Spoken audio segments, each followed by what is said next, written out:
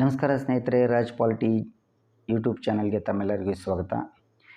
ಈ ವಿಡಿಯೋದ ಮೂಲಕ ನಾವು ಭಾರತ ಸಂವಿಧಾನದ ಮೂಲಭೂತ ಹಕ್ಕುಗಳಿಗೆ ಸಂಬಂಧಪಟ್ಟಂಥ ಇನ್ನೂ ಒಂದಿಷ್ಟು ಬಹು ಆಯ್ಕೆ ಪ್ರಶ್ನೆಗಳನ್ನು ವಿಶ್ಲೇಷಣೆ ಮಾಡ್ತಾ ಈ ವಿಡಿಯೋದಲ್ಲಿ ಕಲಿತಾ ಹೋಗೋಣ.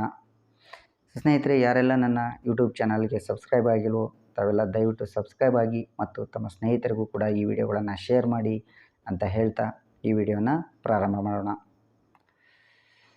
So, first question, which of the following fundamental rights are found under the Indian Constitution as well as the Union Acknowledged Human Rights? ವಿಶ್ವಸಂಸ್ಥೆಯ ಮೂಲಭೂತ ಹಕ್ಕುಗಳು ಮತ್ತು ಭಾರತ ಸಂವಿಧಾನದ ಎರಡರಲ್ಲೂ ಇರುವಂತಹ ಮೂಲಭೂತ ಹಕ್ಕುಗಳು ಎರಡರಲ್ಲೂ ಇರುವಂತಹ ಈ ಹೇಳಿಕೆಗಳು ಯಾವುವು? All are equal before the law and are entitled without any discrimination to equal to protection of the ಲಾ.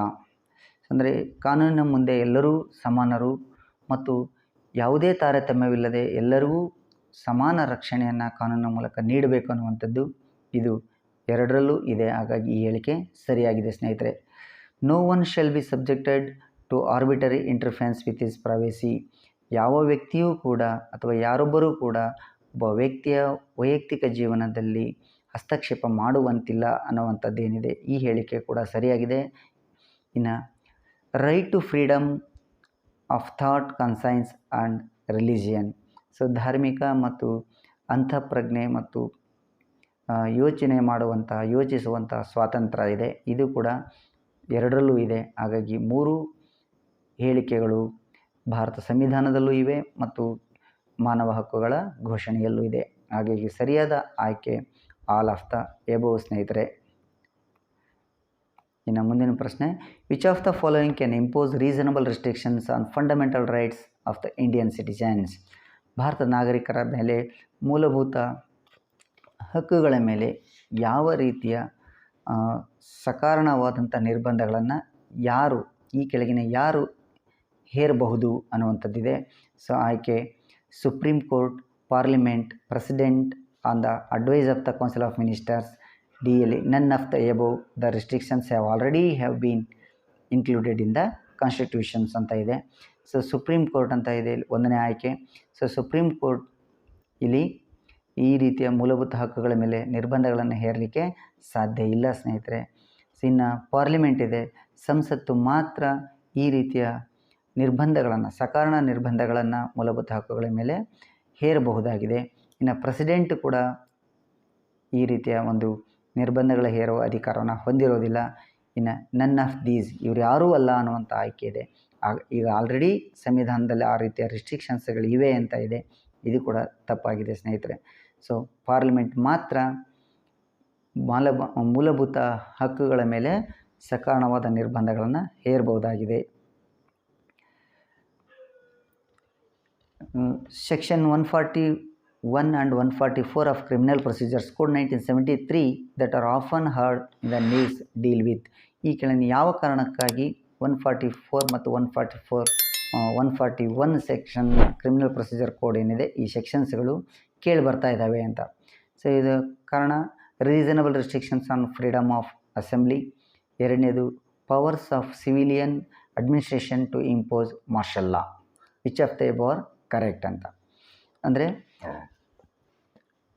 ಸಭೆ ಸೇರುವ ಸ್ವಾತಂತ್ರ್ಯದ ಮೇಲಿನ ಸಕಾರಣದ ನಿರ್ಬಂಧಗಳಿಗಾಗಿ ಈ ಒಂದು 141, 144 ಕ್ರಿಮಿನಲ್ ಪ್ರೊಸೀಜರ್ಸ್ ಕೋಡ್ಗಳು ಆಗಾಗ ಕೇಳಿ ಬರ್ತಾ ಇರ್ತವೆ ಸ್ನೇಹಿತರೆ, ಇದು ಸರಿಯಾಗಿದೆ.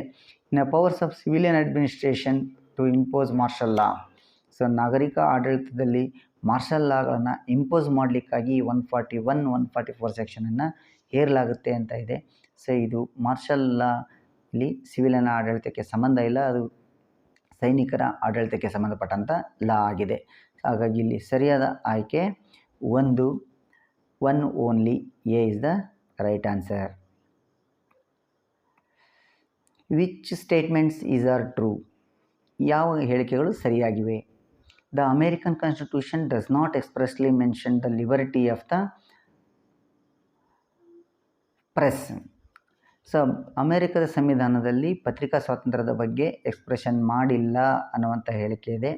ಇದು ತಪ್ಪು ಸ್ನೇಹಿತರೆ. ಅಮೇರಿಕದ ಸಂವಿಧಾನದಲ್ಲಿ ಲಿಬರ್ಟಿ ಆಫ್ ಎಕ್ಸ್ಪ್ರೆಷನ್ ಬಗ್ಗೆ ಹೇಳಲಾಗಿದೆ. ಇನ್ನು ಎರಡನೇ ಹೇಳಿಕೆ, article 19(1)(a) of Indian constitution does not expressly mention the liberty of the press. So Bharat ಸಂವಿಧಾನದ 19(1)(a) ವಿಧಿಯಲ್ಲಿ ಪತ್ರಿಕಾ ಸ್ವಾತಂತ್ರ್ಯದ ಬಗ್ಗೆ ಹೇಳಲಾಗಿಲ್ಲ, ಎಕ್ಸ್ಪ್ರೆಸ್ ಮಾಡಲಾಗಿಲ್ಲ ಅಂತ ಇದೆ. ಸೊ ಹಾಗಾಗಿ ಇದು ಸರಿಯಾಗಿದೆ ಆಯ್ಕೆ. It is settled law that the right to freedom of speech and expression in article 19(1)(a) includes the liberty of the press. So ಏನು ಪತ್ರಿಕಾ ಸ್ವಾತಂತ್ರ್ಯದ ಹಕ್ಕು ಏನಿದೆ, ಇದು 19(1)(a)ಯಲ್ಲಿರುವಂತಹ ಹಕ್ಕುಗಳ ಅಡಿಯಲ್ಲೇ ಬರುವಂಥ ಹಕ್ಕಾಗಿದೆ. ಸೊ ಹಾಗಾಗಿ ಈ ಹೇಳಿಕೆ ಕೂಡ ಸರಿಯಾಗಿದೆ. ಸೊ ಹಾಗಾದರೆ ಸರಿಯಾದ ಆಯ್ಕೆ 2 ಮತ್ತು 3 ಬಿ ಇಲ್ಲಿ ಸರಿಯಾದ ಆಯ್ಕೆಯಾಗುತ್ತೆ ಸ್ನೇಹಿತರೆ. Consider the following provisions. Reservation of SC and STs in government jobs, SC/ST Prevention of Atrocities Act 1989, Employment of Manual Scavengers and Construction of Dry Latrines Act. Which of these have been enacted in the spirit of Article 15, 16 and 17 of the Indian Constitution? Bharat ಸಂವಿಧಾನದ 15, 16, 17ನೇ ವಿಧಿಗಳನ್ನು ಜಾರಿಗೊಳಿಸಲಿಕ್ಕಾಗಿಯೇ ಈ ಮೇಲೆ ಇರುವಂಥ ಯಾವ ಹೇಳಿಕೆಗಳು ಸರಿಯಾಗಿವೆ ಅನ್ನುವಂಥದ್ದು ಈ ಪ್ರಶ್ನೆ ಇದೆ. ಸೊ 15, 16, 17ನೇ ವಿಧಿಯಲ್ಲಿರುವಂಥ ಏನು ಮೂಲಭೂತ ಹಕ್ಕುಗಳನ್ನು ಜಾರಿಗೊಳಿಸಲಿಕ್ಕಾಗಿಯೇ ನಾವು SC/STಗಳಿಗೆ ರಿಸರ್ವೇಷನನ್ನು ನೀಡಲಾಗಿದೆ ಸರ್ಕಾರಿ ಉದ್ಯೋಗಗಳಲ್ಲಿ ಸಂವಿಧಾನದ 16ನೇ ವಿಧಿಯ ಅನುಸಾರ. ಇನ್ನು SC/ST ಪ್ರಿವೆನ್ಷನ್ ಅಟ್ರಾಸಿಟಿ ಆ್ಯಕ್ಟ್ 1989 ಏನಿದೆ, ಇದು ಕೂಡ ಅಸ್ಪೃಶ್ಯತಾ ಆಚರಣೆಯನ್ನು ನಿಷೇಧಿಸಲಿಕ್ಕಾಗಿರುವಂತಹ ಒಂದು 17ನೇ ವಿಧಿಯನ್ನು ಜಾರಿಗೊಳಿಸಲಿಕ್ಕಾಗಿಯೇ ತಂದಂಥ ಕಾಯ್ದೆ ಆಗಿದೆ, ರಕ್ಷಿಸಲಿಕ್ಕೆ. ಇನ್ನು employment of manual scavengers and construction of dry latrines. So ಈ ಆ್ಯಕ್ಟ್ ಏನಿದೆ, ಈ ಆ್ಯಕ್ಟಲ್ಲೂ ಕೂಡ ನಾವು ವ್ಯಕ್ತಿಯ ಘನತೆ ಗೌರವವನ್ನು ಕುಂದಿಸುವಂಥ ಕೆಲಸಗಳಲ್ಲಿ ಈ ರೀತಿಯ ಮ್ಯಾನ್ಯುವಲ್ ಸ್ಕ್ಯಾವೆಂಜರ್ಸ್ ಅಂದರೆ ಮಲ ಹೊರುವ ಪದ್ಧತಿಯನ್ನು ನಿಷೇಧಿಸಲಿಕ್ಕಾಗಿ ತಂದಿರುವಂಥ ಈ ಕಾಯ್ದೆ ಕೂಡ ಈ 15, 16, 17ನೇ ವಿಧಿಗಳನ್ನು ಎತ್ತಿ ಹಿಡಿಲಿಕ್ಕಾಗಿ ತಂದಂಥ ಕಾಯ್ದೆ ಆಗಿದೆ ಸ್ನೇಹಿತರೆ. ಹಾಗಾಗಿ ಇಲ್ಲಿರುವಂಥ ಎಲ್ಲವೂ ಕೂಡ ಸರಿಯಾದ ಆಯ್ಕೆಯಾಗಿದೆ. ಹಾಗೆ ಡಿ ಇಲ್ಲಿ ಸರಿಯಾದ ಉತ್ತರ ಆಗುತ್ತೆ.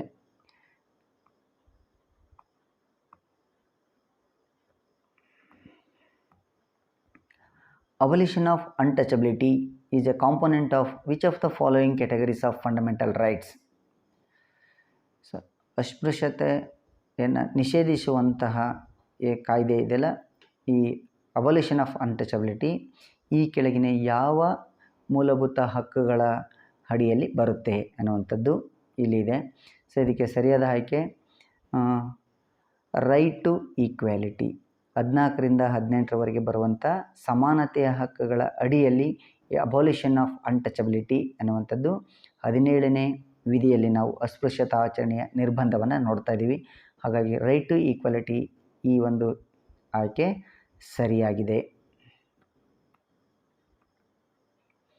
Right to freedom granted under article 19 to 22 cover which of these rights? 19ರಿಂದ 22ರವರೆಗಿನ ಸ್ವಾತಂತ್ರ್ಯದ ಹಕ್ಕುಗಳ ಅಡಿಯಲ್ಲಿ ಈ ಕೆಳಗಿನ ಯಾವ ಹಕ್ಕುಗಳನ್ನು ನೀಡಲಾಗಿದೆ ಅನ್ನುವಂಥದ್ದು.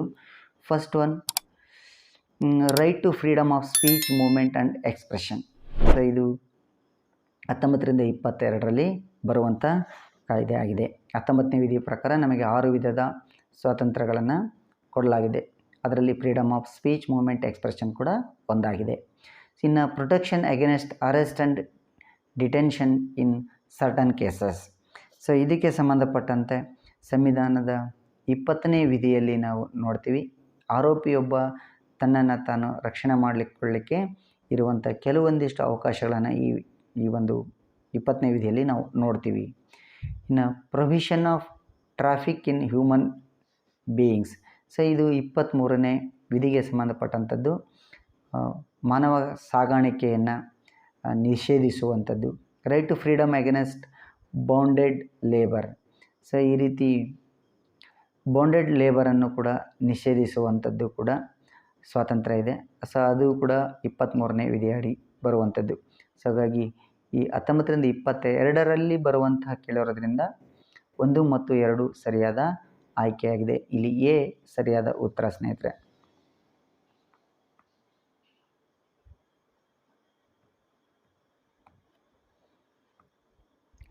Next question, which of the following cannot be forced on Indian citizens? ಭಾರತದ ನಾಗರಿಕರ ಮೇಲೆ ಈ ಕೆಳಗಿನ ಯಾವುಗಳನ್ನು ಫೋರ್ಸ್ ಮಾಡುವಂತಿಲ್ಲ? ಸೊ ಒಂದನೇದು singing national anthem, showing allegiance to national sport teams, healthy habits like regulated diets, exercises and yogas. Choose the correct answers using the quotes below.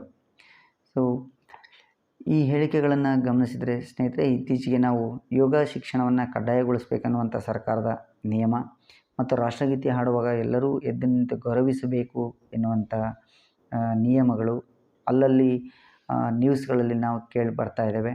So ಹಾಗಾಗಿ ಅನಂತರ ಕ್ರಿಕೆಟ್ ಅದರಲ್ಲೂ ಸ್ಪೆಷಲಿ ಕ್ರಿಕೆಟ್ನಂಥ ಟೀಮ್ಗಳಲ್ಲಿ ಬೇರೆ ದೇಶದ ಟೀಮ್ಗಳನ್ನು ಸಪೋರ್ಟ್ ಮಾಡುವಂಥ ಸಂದರ್ಭದಲ್ಲಿ ಇವುಗಳು ಮಾಡಿದ್ರೆ, ನ್ಯಾಷನಲ್ ಆ್ಯಂಥಮ್ಗೆ ಅಗೌರವ ತೋರಿಸಿದರೆ ಅಥವಾ ಬೇರೆ ಟೀಮ್ಗಳಿಗೆ ಸಪೋರ್ಟ್ ಮಾಡೋದ್ರಿಂದ ಯೋಗವನ್ನು ಮಾಡದೇ ಇದ್ದರೆ ಅಥವಾ ಈ ರೀತಿಯ ಎಕ್ಸಸೈಸ್ಗಳನ್ನು ಕಡ್ಡಾಯಗೊಳಿಸೋದ್ರಿಂದ ಯಾವ ರೀತಿಯ ಒಂದಿಷ್ಟು ಸಮಸ್ಯೆಗಳು ಉದ್ಭವ ಆಗ್ತಾಯಿವೆ.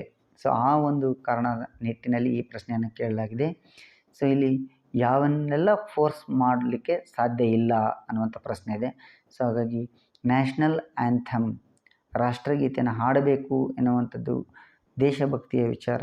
ಆದರೆ ಅದನ್ನು ಕಡ್ಡಾಯವಾಗಿ ಹಾಡಲೇಬೇಕು ಅಂತ ಯಾರ ಮೇಲೇನೂ ಒತ್ತಾಯವನ್ನು ಹೇರುವಂತಿಲ್ಲ. ಹಾಗಾಗಿ ಈ ಹೇಳಿಕೆ ಸರಿಯಾಗಿದೆ. ಇನ್ನು showing allegiance to national sports teams, ಯಾವುದೇ ಸ್ಪೋರ್ಟ್ಸ್ ಟೀಮ್ಗಳ ಮೇಲೆ ಈ ರೀತಿ ಒತ್ತಾಯಪೂರ್ವಕವಾಗಿ ಅವನು ತನ್ನ ಒಂದು ನಿಷ್ಠೆಯನ್ನು ವ್ಯಕ್ತಪಡಿಸುವಂತೆ ಮಾಡುವಂತಿಲ್ಲ. ಅದೇ ರೀತಿ ಹೆಲ್ದಿ ಹ್ಯಾಬಿಟ್ಸ್ ಲೈಕ್ ಯೋಗ, ಡಯಟ್ಸ್, ಎಕ್ಸಸೈಸ್ ಇವುಗಳನ್ನು ಕೂಡ ಒತ್ತಾಯಪೂರ್ವಕವಾಗಿ ನಾವು ಕಲಿಸುವಂತಿಲ್ಲ. ಸೊ ಹಾಗಾಗಿ ಇಲ್ಲಿ ಎಲ್ಲವೂ ಸರಿಯಾಗಿವೆ. ಸೊ ಹಾಗಾಗಿ all of the above is the right answer. The application of fundamental rights to the citizens can be restricted in which of the following situations? ಈ ಕೆಳಗಿನ ಯಾವ ಸಂದರ್ಭಗಳಲ್ಲಿ ನಾಗರಿಕರ ಮೂಲಭೂತ ಹಕ್ಕುಗಳ ಮೇಲೆ ನಿರ್ಬಂಧಗಳನ್ನು ಹೇರಬಹುದು ಅಂತ. ಸೊ ಇಲ್ಲಿ ಒಂದು ಆಯ್ಕೆ 1 ಪ್ರೆಸಿಡೆಂಟ್ಸ್ ರೂಲ್, ರಾಷ್ಟ್ರಪತಿಯ ಆಡಳಿತ ಇದ್ದಾಗ ಈ ರೀತಿಯ ಮೂಲಭೂತ ಹಕ್ಕುಗಳ ಮೇಲೆ ನಿರ್ಬಂಧಗಳನ್ನು ಹೇರಬಹುದು ಅಂತ ಇದೆ. ಸೊ ಇದು ತಪ್ಪಾಗಿದೆ ಸ್ನೇಹಿತರೆ. ಯಾವುದೇ ರಾಜ್ಯದಲ್ಲಿ ರಾಷ್ಟ್ರಪತಿ ಆಡಳಿತವನ್ನು ಹೇರಿದರೆ ಅಲ್ಲಿ ಮೂಲಭೂತ ಹಕ್ಕುಗಳನ್ನು ನಿರ್ಬಂಧಿಸುವಂತಿಲ್ಲ. ಅದೇ ರೀತಿ ಫೈನಾನ್ಷಿಯಲ್ ಎಮರ್ಜೆನ್ಸಿ, ಹಣಕಾಸಿನ ತುರ್ತು ಪರಿಸ್ಥಿತಿ ಉಂಟಾದಾಗಲೂ ಕೂಡ ಯಾವುದೇ ರೀತಿಯ ಮೂಲಭೂತ ಹಕ್ಕುಗಳ ಮೇಲೆ ನಿರ್ಬಂಧಗಳನ್ನು ವಿಧಿಸುವ ಹಾಗಿಲ್ಲ. ಇನ್ನು ಮಾರ್ಷಲ್ ಲಾ, ಸೊ ಮಾರ್ಷಲ್ ಲಾಗಳನ್ನು ಜಾರಿಗೊಳಿಸಬೇಕಾದ್ರೆ ಅಲ್ಲಿ ಒಂದಿಷ್ಟು ನಿರ್ಬಂಧಗಳನ್ನು ಹೇರಲಾಗುತ್ತೆ ಸಂಬಂಧಪಟ್ಟ ನಾಗರಿಕರ ಮೇಲೆ ಅಥವಾ ಆ ಸೈನ್ಯದಲ್ಲಿ ಇರುವಂಥ ಸೈನಿಕರ ಮೇಲೆ. ಹಾಗಾಗಿ ಇಲ್ಲಿ ಸರಿಯಾಗಿದೆ. ಇನ್ನು ಇಂಟರ್ನಲ್ ಎಮರ್ಜೆನ್ಸಿ, ಆಂತರಿಕ ದಂಗೆಗಳು ನಡೆದಾಗ ದೇಶದಲ್ಲಿ ಅಂಥ ಸಂದರ್ಭದಲ್ಲೂ ಕೂಡ ನಾವು ಮೂಲಭೂತ ಹಕ್ಕುಗಳ ಮೇಲೆ ರೆಸ್ಟ್ರಿಕ್ಷನ್ಸ್ಗಳನ್ನು ಹೇರಬಹುದಾಗಿದೆ. ಹಾಗಾಗಿ ಸರಿಯಾದ ಆಯ್ಕೆ 3 ಮತ್ತು 4 ಸಿ ಇಲ್ಲಿ ಸರಿಯಾದ ಆಯ್ಕೆಯಾಗುತ್ತೆ ಸ್ನೇಹಿತರೆ. Consider the following statements. Right to equality before law is not effective in India as citizens do not have fundamental rights to be defended by a lawyer. So ಭಾರತದ ನಾಗರಿಕರೊಬ್ಬರು ತಮ್ಮನ್ನು ತಾವು ರಕ್ಷಣೆ ಮಾಡಿಕೊಳ್ಳಿಕ್ಕೆ ಲಾಯರ್ಗಳನ್ನು ನೇಮಿಸಿಕೊಳ್ಳುವಂತಿಲ್ಲ. ಸೊ ಹಾಗಾಗಿ ನೇಮಿಸಿಕೊಳ್ಳಿಕ್ಕೆ ಅವಕಾಶ ಇಲ್ಲ. ಹಾಗಾಗಿ ಭಾರತದಲ್ಲಿ ಸಮಾನತೆಯ ಹಕ್ಕುಗಳು ಅಷ್ಟೊಂದು ಪರಿಣಾಮಕಾರಿಯಾಗಿಲ್ಲ ಅನ್ನುವಂಥ ಹೇಳಿಕೆ ಇದೆ. ಸೊ ಇದು ತಪ್ಪಾಗಿದೆ ಸ್ನೇಹಿತರೆ. ಯಾಕೆಂದರೆ ಸಂವಿಧಾನದ 22ನೇ ವಿಧಿ ಪ್ರಕಾರ ಪ್ರತಿಯೊಬ್ಬ ವ್ಯಕ್ತಿಯೂ ಕೂಡ ತಾನು ರಕ್ಷಣೆ ಮಾಡಿಕೊಳ್ಳಿಕ್ಕೆ ಲಾಯರ್ಗಳನ್ನು ನೇಮಕ ಮಾಡಿಕೊಳ್ಳಿಕ್ಕೆ ಅವಕಾಶ ಇದೆ. ಸೊ ಇಲ್ಲಿ ಅವಕಾಶ ಇಲ್ಲ ಅಂತ ಇರೋದರಿಂದ ಈ ಹೇಳಿಕೆ ತಪ್ಪಾಗಿದೆ. ಇನ್ನು 2ನೇ ಹೇಳಿಕೆ, it is the constitutional duty of the state to provide a lawyer to any citizen who is unable to engage on due to poverty or other disabilities. So ಬಡತನ ಮತ್ತು ಇತರ ರೀತಿಯ ವೈಫಲ್ಯಗಳಿಂದಾಗಿ ಅಥವಾ ಅಂಗವೈಕಲ್ಯತೆಗಳಿಂದಾಗಿ ತನ್ನನ್ನು ತಾನು ರಕ್ಷಣೆ ಮಾಡ್ಕೊಳ್ಳಿಕ್ಕೆ ಆಗದೇ ಇದ್ದರೆ ಅಂಥ ಸಂದರ್ಭದಲ್ಲಿ ಅಂತಹ ನಾಗರಿಕರಿಗೆ ಕಾನೂನಿನ ಸಹಾಯವನ್ನು ನೀಡುವಂಥದ್ದು ರಾಜ್ಯಗಳ ಆದ್ಯ ಕರ್ತವ್ಯ ಅಥವಾ ಸಂವಿಧಾನಾತ್ಮಕ ಕರ್ತವ್ಯ ಅನ್ನುವಂಥ ಹೇಳಿಕೆ ಇದೆ. ಸೊ ಇದು ಸರಿಯಾಗಿದೆ ಸ್ನೇಹಿತರೆ. ಯಾಕಂದರೆ 39A ವಿಧಿಯ ಪ್ರಕಾರ ನಾವು DPSPಯಲ್ಲಿ ಈ ಒಂದು ಕಾನೂನಿನ ಸಹಾಯದ ಬಗ್ಗೆ ನಾವು ನೋಡ್ತೀವಿ. ಹಾಗಾಗಿ ಯಾರಿಗೆ ಕಾನೂನಿನ ನೆರವಿನ ಅವಶ್ಯಕತೆ ಇರುತ್ತೋ ಅಂತಹ ನಾಗರಿಕರಿಗೆ ಸರ್ಕಾರವೇ ಕಾನೂನಿನ ನೆರವನ್ನು ಕೊಡುತ್ತೆ, ಲಾಯರ್ಗಳನ್ನು ನೇಮಕ ಮಾಡಿಕೊಳ್ಳಿಕ್ಕೆ ಅವಕಾಶ ಇದೆ. ಹಾಗಾಗಿ 2 ಮಾತ್ರ ಇಲ್ಲಿ ಸರಿಯಾದ ಆಯ್ಕೆಯಾಗಿದೆ ಸ್ನೇಹಿತರೆ. ಸೊ ಇಲ್ಲಿ ಡಿ ಆಯ್ಕೆ B 2 only is the right answer. To ensure a fair trial in courts, the Constitution provides which of these rights? ಅಂದರೆ ನ್ಯಾಯಯುತ ವಿಚಾರಣೆಯನ್ನು ಕೋರ್ಟ್ಗಳಲ್ಲಿ ತರಲಿಕ್ಕಾಗಿಯೇ ಸಂವಿಧಾನದಲ್ಲಿ ಈ ಕೆಳಗಿನ ಯಾವ ಹಕ್ಕುಗಳನ್ನು ನೀಡಲಾಗಿದೆ? No person would be punished for the same offense more than once. So ಸಂವಿಧಾನದಲ್ಲಿ ಒಂದು ವಿಧಿಯ ಪ್ರಕಾರ ಒಬ್ಬ ವ್ಯಕ್ತಿ ಒಂದು ತಪ್ಪಿಗೆ ಒಮ್ಮೆ ಮಾತ್ರ ಶಿಕ್ಷೆಯನ್ನು ಪಡಿಬೇಕು, ಅದಕ್ಕಿಂತ ಹೆಚ್ಚು ಬಾರಿ ಶಿಕ್ಷೆಯನ್ನು ನೀಡುವಂತಿಲ್ಲ ಕೋರ್ಟ್ಗಳು ಅನ್ನುವಂಥ ನಿಯಮ ಇದೆ. ಹಾಗಾಗಿ ಇದು ಸರಿಯಾಗಿದೆ.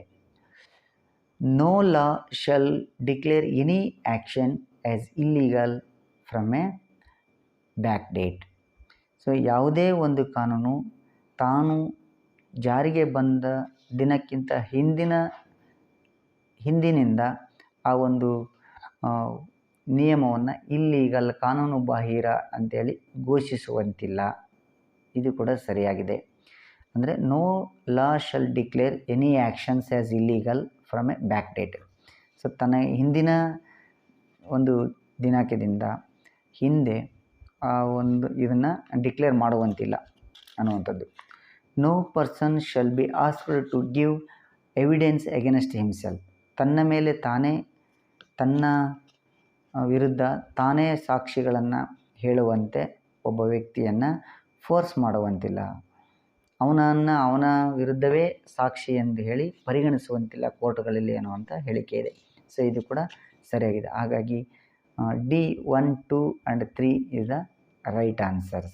ಅಂದರೆ ಸಂವಿಧಾನ ಈ ರೀತಿಯ ಒಂದಿಷ್ಟು ರಕ್ಷಣೆಗಳನ್ನು ಆರೋಪಿಗಳಿಗೆ ನೀಡಲಾಗಿದೆ.